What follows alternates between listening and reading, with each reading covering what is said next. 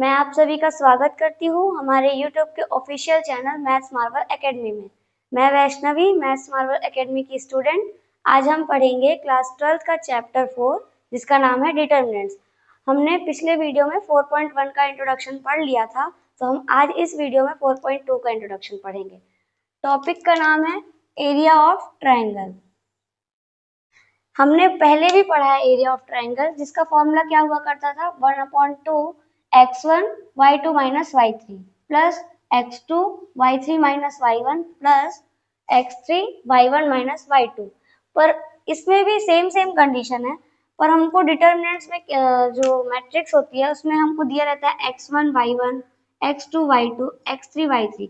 मतलब जैसे ये कोई ट्राइंगल है, इसका नाम है ए बी सी। इसके कोऑर्डिनेट है x1 y1, इसके कोऑर्डिनेट है x2 y2 और इसके कोऑर्डिनेट है x3 y3। इसको अरेंज कैसे करते हैं? हमको एरिया अगर निकालना है तो हम लिखते हैं delta equals to 1/2 x1 y1 x2 y2 x3 y3। पर हमको पता है कि हम डिटर्मिनेंट्स कब निकाल सकते हैं, जब हमारे पास नंबर ऑफ रो और नंबर ऑफ कॉलम इक्वल हो। इसलिए हम इसको क्या लेट कर लेते हैं, सभी को 1 1 और 1। फिर ऐसे ही हम आगे क्वेश्चन सॉल्व करते हैं। और इसके लिए कुछ पॉइंट्स है जो हमको याद रखने चाहिए।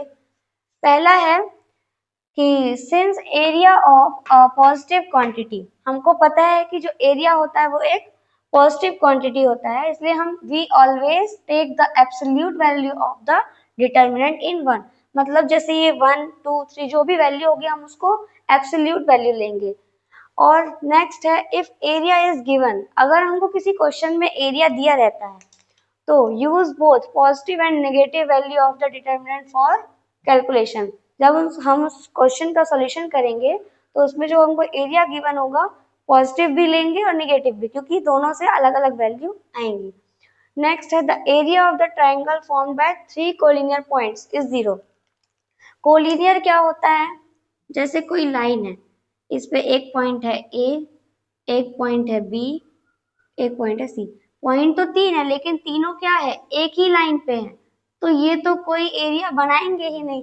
तो इसका जो जब भी हमारे क्वेश्चन में कोलिनियर जैसा वर्ड आए तो उसका जो हम एरिया निकालेंगे वो क्या हो जाएगा, 0 हो जाएगा।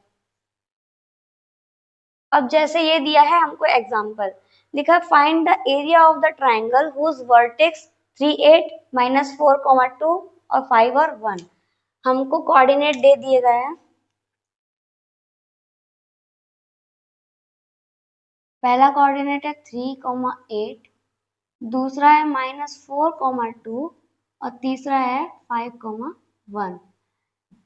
अब इसको डिटर्मिनेंट्स के फॉर्म में अरेंज करते हैं। डेल्टा इक्वल्स टू 1/2, क्या दिया है 3 8 -4 और 2 और 5 और 1, और तीसरे वाले में क्या लेते हैं 1 1 1। अब इसको सॉल्व करेंगे, 1/2 को वैसे ही रहने देते हैं और इसको सॉल्व करते हैं। पहले हम लिखेंगे क्या 3, फिर इसको छुपा देंगे और ऊपर वाले को, तो क्या बचेगा हमारे पास 2 1 जा 2 माइनस 1 1 जा 1। उसके बाद नेक्स्ट है 8। जब हम लोग 8 के लिए निकालेंगे तो इस लाइन को और इस लाइन को छुपाएंगे तो हमारे पास क्या बचेगा, यहाँ प्लस था अब आएगा -8, फिर निकालेंगे -4 1 जा -4 माइनस 5 1 जा 5, फिर प्लस माइनस प्लस 1। इसको और इसको हटा देंगे तो क्या बचेगा -4 1 जा -4 माइनस 5 2 जा 10। Next step delta equals to 1/2। 2 में से 1 जाएगा तो 1 बचेगा, तो 3 2 जा 3 इंटू 1 -8 -4 -5 क्या हो जाएगा -9 प्लस 1 -4 और -10 क्या हो जाएगा -14। 1/2, 3 1 जा 3 माइनस माइनस प्लस 8 9 जा 72 plus minus minus 14 1/2 equals to 3 2 5 और 7 माइनस 14 75 में से 14 जाएगा तो कितना कितना आ जाएगा 5 में से 4 गया 1 और 7 में से 5 गया तो 6 तो ओवरऑल क्या आ जाएगा 61/2 यही है हमारा एरिया और कोई यूनिट नहीं है तो स्क्वायर यूनिट क्योंकि जो एरिया है कभी भी निगेटिव नहीं होता है तो ऐसे ही निकालते हैं एरिया ऑफ ट्राइंगल और हमारी एक्सरसाइज 4.2 में सिर्फ एरिया ऑफ ट्राइंगल ही निकालना है थैंक यू